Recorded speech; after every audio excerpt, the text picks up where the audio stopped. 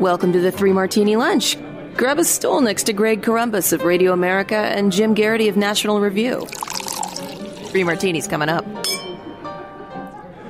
We will have the three martinis for you today, good, bad, and crazy, but we're going to start today by remembering 19 years since the horrific terrorist attacks of 9/11, World Trade Center, Pentagon, Flight 93, which crashed, of course, in Shanksville, Pennsylvania. It was headed to the nation's capital, but the heroes on board made sure that there were no more casualties in the Washington, D.C. area.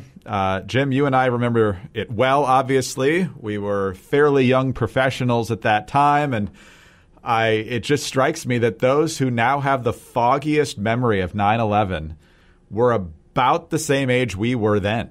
Maybe a few years younger, 2-3 years younger. But it's just a reminder of how quickly time goes and how important it is to have this remembrance year after year, not only for those of us who remember it vividly, but also for those who don't. You and I both have kids that obviously were born after that time, and it's important that we start to tell that story. And one of the things, even though we've been doing this podcast for a number of years, is that I don't think we've ever explained what our 9/11-2001 was like. I'll go first and briefly here.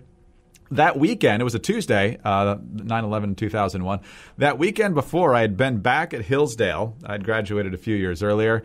There was a seminar starting that weekend about World War II. And the reason I went back was because Stephen Ambrose, the noted World War II historian, was one of the speakers at that series. And so he packed out the field house. And on September 9th, 2001, Stephen Ambrose went on at length about how the 20th century was the century of warfare and the 21st would not be a century of warfare and would be a century of scientific discovery where all our diseases would hopefully be cured. And less than 36 hours later, he was proven wrong. I was bleary-eyed the next day as I went back to work after catching a flight out of Detroit that morning. And then the next morning, I was working a later schedule, woke up to see the Twin Towers smoldering. They hadn't collapsed yet, but and then the Pentagon also being hit that morning. And the image that will always stick with me, Jim, from that day, two of them really. One is getting into work, and the first thing I saw was the people in Lower Manhattan covered with ash, which is just an apocalyptic scene that I can never forget. And then secondly, finally leaving late that night, crossing the Roosevelt Bridge out of Washington into Arlington, and still being able to see the fires at the Pentagon glowing up in the night sky. It's truly vivid, and not only don't we forget, we never should forget. That's very well put there, Greg. I don't know if I ever told you that I was actually in New York City the day before. I was living in Washington, D.C. I was working for a wire service, but I had really wanted to work for a conservative magazine or some conservative publication. And so I had scheduled meetings with my now colleague, Jay Nordlinger, as well as Robert George of the New York Post. I had been up visiting my parents. I lived in a small town in New Jersey called Metuchen back then. Went into the city that day, had my meetings, didn't get any job prospects out of it, but had, nice chats with those two gentlemen. I remember heading into Penn Station to take the train back to New Jersey, and then later that evening to take a train back to Washington, D.C., looking up, Monday, September 10th in the afternoon was a rainy day. And I looked towards the south, and the Twin Towers, the top floors were actually obscured by the rain clouds. You couldn't see the very top of it. And little did I know that was the last day that they would be standing intact. I went to my job the morning of September 11th. As I got to work, the attacks must have started because our phones were ringing off the hook. And there was a phone message from my wife saying, just very quick, saying, "Hey, a plane hit the World Trade Center. I got to check on this. Be careful," or something like that. And I had seen a picture when I was a kid of a tiny propeller plane that had flown in between the two towers. Probably back in the late 70s or 80s or something like that. And I figured it was something like that. Some idiot pilot was trying to do a stunt and came close. There was only one other reporter in the office at that point. We had cable news on, and this must have been right around the time the plane had hit the Pentagon, because the first reports coming into the news stations were that the National Mall was on fire. Now, our office was in the National Press Building. We were, 2 blocks from the White House, just a few blocks away from the mall. Another reporter came in and we were like, okay, that sounds really weird, and we're close enough to check this out for ourselves. As far as we know, this is a working day. We are reporters. We are in Washington. Something big is going on. At this point, the fact that it's multiple crashes indicates that this is not some random accident. This is terrorism. So we decide to go down and see if we can figure out if the mall really is on fire, and if not, what the heck is going on. And we walk out the front of the National Press Building. At that point in the morning, you still had tour buses going around. You still had people walking down the street. It had not registered on the general public that something really terrifying was happening in New York City, and that something had just happened across the river in Northern Virginia. And we just, at first I thought this was my former colleague, David Enrich. I think it was another one, Craig, because I talked about David Enrich in a series of tweets a year or two ago, and Dave Enrich was like, no, that wasn't me. So you end up forgetting which coworkers were there with you. But we just kind of looked at each other and we realized all these people have no idea that something has just happened. These are the last moments of normalcy for a whole bunch of people, because at some point, cell phones were a little less ubiquitous back then, but at some point people are going to hear something terrible has happened, and this is not a normal day. We start going towards it. We get close enough to the mall, and at this point, you're starting to hear sirens everywhere. People are putting flashing lights on their dashboards, and I assume everybody in the police, everybody with the FBI, every government security agency is probably now going to, either literal DEFCON 1 or metaphorical DEFCON 1. And by the time we get down there, we can tell it's not the mall and is on fire, but something is generating a hell of a lot of smoke. And you don't have to be a geographical genius to figure out, I think that's the Pentagon. The Pentagon itself was not visible from where we were, but you could tell that's what's there. I tried going back to the National Press Building. At this point, the federal government has decided, send all the federal government workers home. The police are attempting to evacuate downtown Washington. It is not going well. It was a hard lesson that day that if, God forbid, there is some other terror attack, God forbid, chemical weapons or something like that, Washington, D.C. will never be evacuated smoothly, quickly, or easily. Everybody's trying to leave at once. Every street is a parking lot, and I'm just trying to get back to the office to write about what I have seen, and I can't get there because the police keep shutting down streets and saying, no, you got to go 2 more blocks over that way. I end up going near the White House, which in retrospect was not a wise decision, since apparently that 4th plane was headed towards the White House. There are a few police officers who are doing like kind of impromptu press conferences. And I think what they had remembered that this was, they were on the DC police equivalent of DEFCON 1. Every single officer was being activated and all that stuff. I finally get back to the National Press Building after taking all kinds of various detours and trying to explain to cops, trying to shut down streets, that I needed to get back to work. I go into the front lobby of the National Press Building, and they always had 6 televisions set to the news channels, and all of them are showing the exact same thing. And I walk in, and I just see smoke and a crater, and the chyron saying both World Trade Center towers have been destroyed. And I just felt like a sledgehammer had hit me in the gut, because it was this thing that you expected to see in a sci-fi movie or alien invasion. It was just this utterly impossible thing. And I remember Brit Hume's voice. It must have been the Fox News had the audio, and Brit Hume was like, "This is a country that really needs to hear from its president right now." And I don't think he was really, furious at President George W. Bush, but at that point, this was, I think he was at the time where he was on the plane and had not been able to give his full statement. And it was just this surreal sense that you had just stepped into a terrible disaster movie, something out of Independence Day, something out of something that wasn't real. I finally got past the front desk guy, and then the next building security guard said, "The building is evacuated. You can't go in." And then my workday was done. There was just no way that I was going to be able to get into it. And we're the kind of system where you had to be on a certain computer to send in your articles and stuff. Well, now I have to get home. The metro is shut down because I think they were afraid of additional attacks on the metro.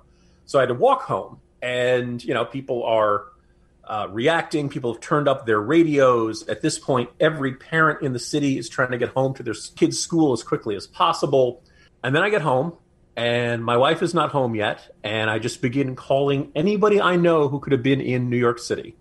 And thank God, I was among the lucky ones. A bunch of people who were in New York City, who worked in New York City, who lived in New York City, who were thankfully not among the victims, although many of them had close calls. One of my friends was driving by the Pentagon when the Pentagon got hit. One of them was on the D.C. Metro, probably came through the Pentagon Metro station within a few minutes. And in what had been a very tumultuous year, Greg, for about 2 weeks, I was the Pentagon correspondent for the non-government version of Stars and Stripes. And then they concluded they didn't have the money to keep me there.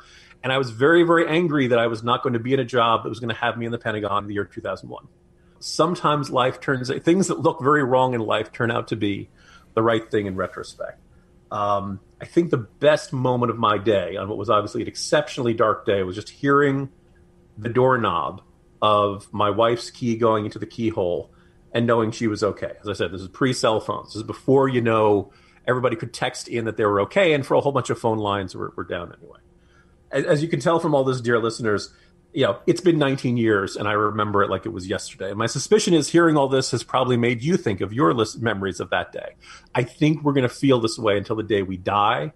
And the fact that every year it gets a little bit more normal is a good sign. It is a good sign that we generally don't spend much time thinking about terrorism these days, and we're not as worried about somebody crashing a plane or trying to blow us up. But on the other hand, I think those of us who lived through it in one form or fashion are probably always going to be forever changed by that day. And as much as previous generations were, permanently affected by the assassination of JFK or Pearl Harbor or other events like that.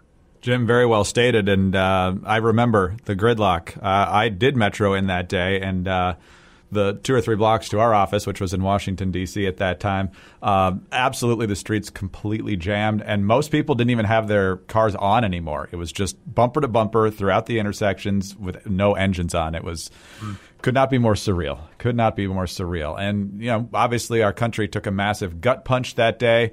And it was 3 days later that we had the national prayer service at the National Cathedral. And then later that day, President Bush flew up to New York, met with the families, obviously those of the lost, those still missing, many of them at that time. And, of course, he thanked the first responders, who are the ones we really should be remembering and their stories today, as well as those who were lost that day, their heroism, the health problems many of them are still having, who dug through that rubble for days and weeks on end.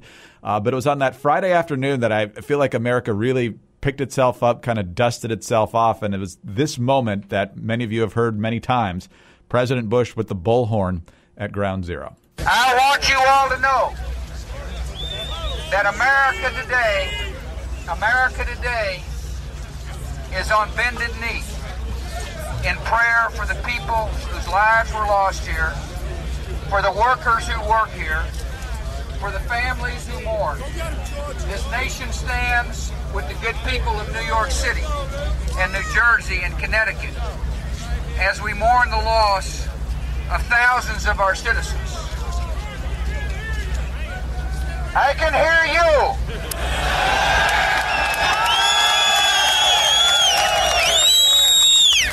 I can hear you. The rest of the world hears you. And the people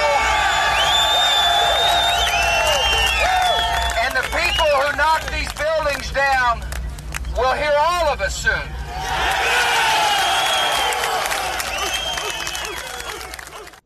Jim, it's emotional now listening to that. It's almost impossible to put into words what that moment meant 19 years ago. Indeed. And while, we face a whole different plate full of problems in our country right now, but it is kind of marvel at the fact that how long has it been before this anniversary you thought about Al-Qaeda? How long has it been since you really thought about ISIS? The bad news is evil is in this world and will always exist. The good news is it can be defeated and it can be left on the ash heap of history.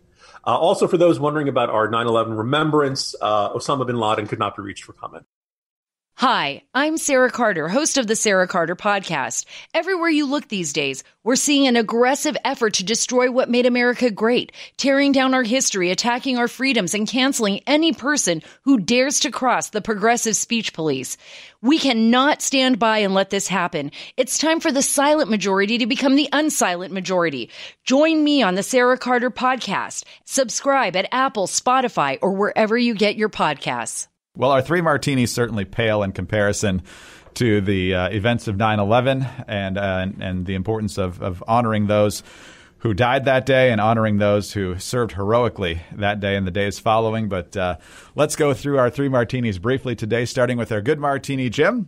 Big battleground state is Pennsylvania. The Democrats certainly know that. Kamala Harris talking about how we need to preserve the fracking jobs in Pennsylvania. Not sure if she's necessarily worried about the ones in the Dakotas or Texas, but who knows. But the GOP doing a pretty good job of voter registration in Pennsylvania.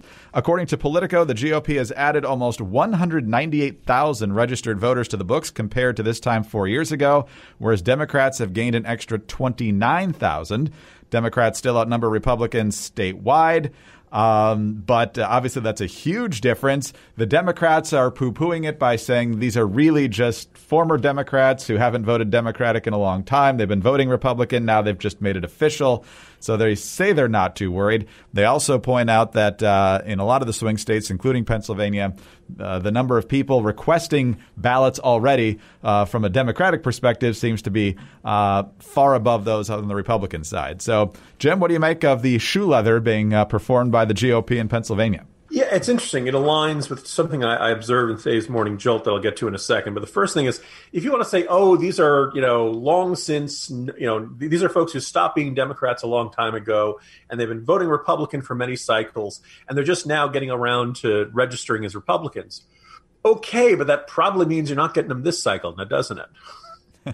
If they're going through the rigmarole of rechanging their party registration, that probably is an indication that the transition that we talk about Reagan Democrats, that this group of voters probably, if you don't want to call them Trump Democrats because they're not registered Democrats anymore, fine, but he has added Democrats. Now he may have not done as well among some folks who usually voted Republican in the suburbs and places like Bucks County and places like that, but I don't think you can easily dismiss this. And the second, as oh, no big deal.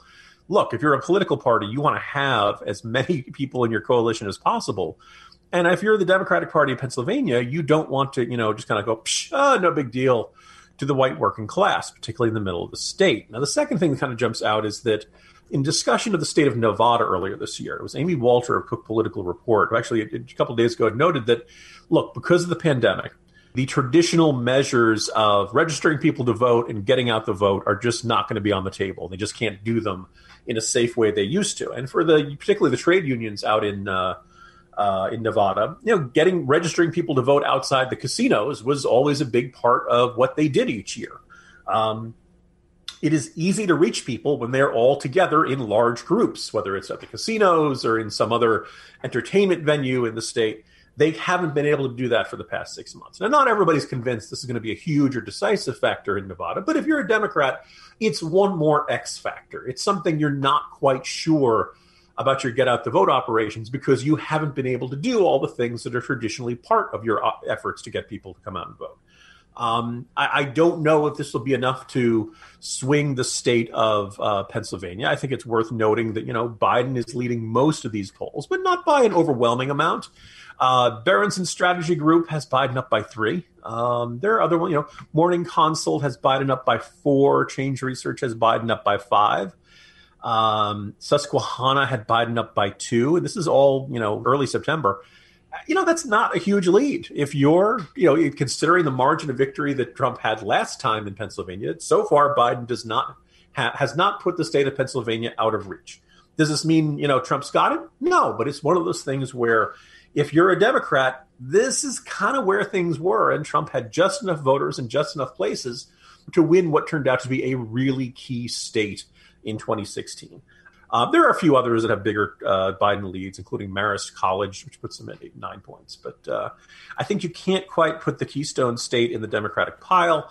And this idea of white working class voters shifting to the Republicans probably should be making Democrats sleeping unsoundly in the nights to come, Greg. Jim, let's talk about our bad martini now. And this seems to be a pattern among Democrats, and I think most of these people are Democrats, but let's talk about the new Justice Department report about the conduct of members of Robert Mueller's special counsel team. Your colleague, Mary McCardle, has the story.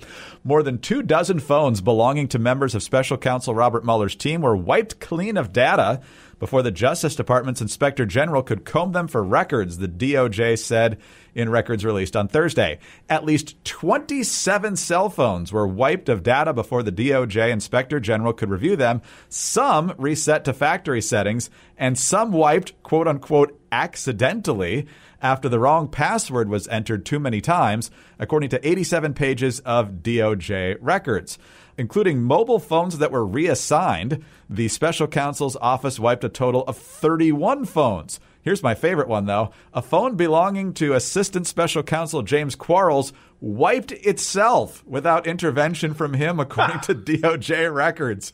Andrew Weissman, top prosecutor on Mueller's team, accidentally wiped his cell phone, causing the data to be lost, and there's other names in here as well. So, Jim, I don't know if we're going to get Bob Mueller in front of a microphone suggesting that it was wiped with a cloth, a la Hillary Clinton in 2016, but nobody ever paid a price for that, so why not wipe a few more? Darn you, Skynet. Don't you hate it when phones wipe themselves? The only explanation I'm going to observe there is when they say if you put in the wrong password too many times, the idea that it erases itself. How many people have gotten their password on the third try? Sweating bullets. Knowingly. And secondly, do you remember when Mueller did his appearances before Congress and everybody's like, he wasn't quite Biden levels, but he was a little slower and maybe not quite as sharp as people had come to expect from the guy they remember heading up the FBI during the Bush administration? If you said to me, look, Bob Mueller got confused, he put in the wrong password more than 3 times. Okay, that excuse, I believe. Everybody else, 32 people, really, all of them just happened to do it by themselves? Yeah. These are all veteran federal prosecutors. These are all veteran. They all understand the importance of keeping records, and they all understand the value of, look, if you're working for the government on a government case, all of your communications, including your text, your emails, anything related to work is required to be kept for official records, particularly if the Inspector General is concerned that something wrong, something inappropriate happened. And they all happen to erase themselves. Boy, what are the odds?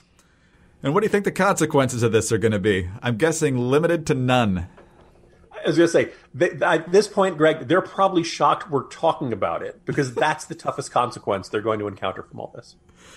Some really tough barbs from you and I. We are living in difficult times where people fear having thought-provoking conversations about pressing issues. And although we're in the midst of an information explosion, there are a lot of forces aiming to distort what's true. I created The Bill Walton Show to provide a forum for in-depth, thought-provoking conversations with leaders, artists, entrepreneurs, and thinkers. Together, we aim to understand what America is thinking, experiencing, and questioning.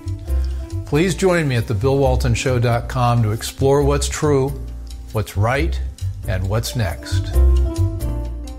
Speaking of really bad explanations, let's go to our crazy martini now. We've talked at length about Joe Biden no longer having his mental fastball. Bob Mueller, I guess, doesn't either based on his congressional testimony. But Joe Biden won't do any interviews that aren't powder puff interviews. And when he does do interviews, it seems that sometimes he knows the questions ahead of time and even has the answers in front of him ahead of time. So TJ Ducklow is a spokesman for the Biden campaign. It's hard for me to say that without thinking of T.J. Duckett, who was a really good fullback for Michigan State and later for the Falcons. If you were in fantasy football, he was pretty good there for a while. Brett Baer asked him a series of questions, none of which really were answered very well. But here's the answer to, does Joe Biden use a teleprompter in Q&A sessions? This is amazing. Has Joe Biden ever used a teleprompter during local interviews or to answer Q&A with supporters? Brett, we are not going to engage. This is straight from the Trump campaign. Well, yeah, they're using it. And what it does, Brett, is it's trying to distract the American people. They're using it. They talk about it every day. Can you say yes or no? That's because they talk about it every day, Brett, because they don't have a coherent Well, you have strategy. an answer. Yes or no? Brett, they talk about it every day because they don't have a coherent argument for why Donald Trump deserves re-election, deserves 4 more years. We know that he lied to the American people. We know that he has not shown leadership during this crisis, and they are desperate to throw anything they can against the wall to try to distract from that fact. I understand, but you can't answer the question. Brett, I am not going to allow the Trump campaign to funnel their questions through Fox News and get me to respond to that. Jim, even if he does think it's Trump campaign propaganda, there's a very simple way to answer the question and dispel it if, in fact, it is not true. Here, let me show you how easy this is. Jim, do you go around kicking puppies and punching small children? Well, I'm not going to answer. I'm going to dignify that with the only who gets that kind of answers, people who punch children and kick puppies. But it's duck low. It's not duck it. But I can understand how you'd have that confusion there, Greg, because he was trying to juke and trying to duck and trying to run around in circles, and he was ultimately tackled behind the line of scrimmage. So I can understand why you'd make that parallel there. So, Greg, here's the thing. It's appropriate we're having this conversation on September 11th because roughly 4 years ago at this time, Hillary Clinton had been giving her speeches. She'd been doing a pretty vigorous campaign schedule, particularly when you look at what Biden has done so far this year. And she was coughing. She had her moments of really, pretty intense coughing fits, and she was having trouble with her voice. And, both the probably, let's say, opportunistic folks in the Trump campaign and just generally folks said, oh, my God, is she sick? What's going on there? And the Trump campaign, kind of, is can Hillary handle the job, and all that stuff. And the Hillary Clinton campaign was, no, there's nothing wrong with her. She's just been giving a lot of speeches. She just needs to rest her voice. This is, the typical wear and tear of the campaign. You're shaking a lot of hands. If you do a lot of traveling, you meet a lot of people, your odds of picking up some cold or some bug are greatly increased. And then there was the 9/11 ceremony in New York City, and she fell. And most of us all remember this. And of course, it was only because of somebody having their cell phone and recording that. And whatever else you think of Hillary Clinton, you saw that. You should be concerned. That was she was weirdly stiff. There was something was terribly wrong with her at that moment. Later on, their campaign came out and said, oh, she's had walking pneumonia for several weeks. So this meant that all of the past assurances about Hillary Clinton's health were a lie. That basically and here's the thing. The great irony is if they said, she's going to take a few days off the trail. She's got walking pneumonia. All right. This doesn't mean she's at death's door. I think it's safe to say that the 9/11 ceremony, having an incident like that is much worse for the campaign than having to postpone on certain events or something like that. Whatever else you think, it is safe to say that in 2016, the Democratic presidential nominee, the campaign was not honest about the circumstances of the nominee's health. Fast forward 4 years. It is Joe Biden who turns 78 shortly after the election. I hope Joe Biden is in good health. He certainly is capable of giving a speech for about 20, 25 minutes and seeming okay during that. I think anybody who's watched him in all these debates, though, would say, look, he's lost a step. He's not who he used to be. He's not the same guy we were watching debate Paul Ryan back in 2012. I hope he's fine. I hope he's well. But on the corner, I keep noting each day I get some message from the Biden press list that says there are no further events for today, and the only event on his schedule is a virtual fundraiser and things like that. By and large, Biden is doing about one event every 2 days. That's weird. That's a really light schedule for somebody campaigning in September. Yeah, he's ahead. He doesn't have to do a ton of events. There's a coronavirus pandemic going on. They want to limit how they expose him. Okay, I get all that. But boy, my fear is Biden will get elected and we will find out, he's had X, and I don't know what the X condition is. I don't know if there's something wrong with him. I hope he's fine. But again, if he is indeed using a teleprompter for routine interviews with local press people, that is a glaringly ominous sign, and the people around him are not being honest with him. And when TJ Ducklow goes on Fox News and gets this question, there's a very simple answer we're looking for. No, Joe Biden does not use a teleprompter when he's doing television interviews. We really would like that to be honest. If it's a lie, that doesn't do us any good either. But if this is a possibility, then something's wrong. I think you really probably are not ready for the duties of the presidency. Does Trump have his own issues? Hell yeah. But I think that my sneaking fear will be that shortly after the election has been safely won by Biden, all of a sudden he'll come forth. Oh, hey, you know why he seemed kind of having trouble with certain things? Because he's got X, fill in the blank here. And we hid that from you before the election. Now that he's elected, we can talk about it. And oh, by the way, Kamala Harris will take over in March or something like that. I don't know if it'll be that early, but there's a sneaking suspicion that no, they have not been honest with us, and we are now in a deeply frustrating state of affairs where we all strongly suspect there's something wrong with Joe Biden. And it could be, mundane wrong problems with Joe Biden, or it could be something more serious, and the campaign and the candidate are not leveling with us. Unbelievable. Yeah, pretty easy to answer that question. The fact that there was no yes or no there was very telling. Jim, have a very good weekend. We'll see you on Monday. See you Monday, Greg. Jim Garrity, National Review. I'm Greg Corombos, Radio America. Thank you for being with us today in this special edition of the 3 Martini Lunch. Thanks to all of those who served that day 19 years ago and continue to serve today. We'll see you again on Monday for the next 3 Martini Lunch.